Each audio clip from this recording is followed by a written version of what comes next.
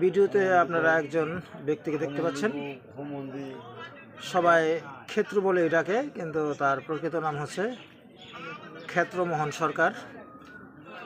হাজিগাঁও প্রবাসী, আমাদের পার্শ্ববর্তী গ্রামের। খুব সাধারণ একজন ব্যক্তিত্ব, কিন্তু খুব দুঃখ লাগে যখন এই লোকজন তাকে নিয়ে মজা কৌতূহল কী সব করে বলার বাইরে, সেটা আমি দেখেছি।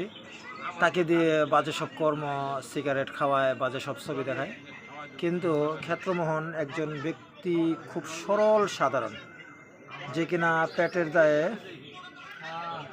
একটু খাবারের প্রত্যাশায় মানুষের বিনিময় ছাড়াই কর্ম করে দেয়। কিন্তু দুঃখের বিষয় এই যে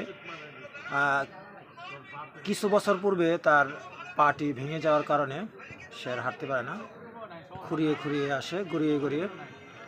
তো আমি এই ভিডিওর মাধ্যমে সবাইকে অনুরোধ করব, আপনারা যারা একে দেখতে পান তাকে সহযোগিতা করবেন, এর সাথে উপহাস করার চেষ্টা করবেন না, কারণ প্রত্যেক জীবের মধ্যেই স্রষ্টার একটা অবস্থান রয়েছে।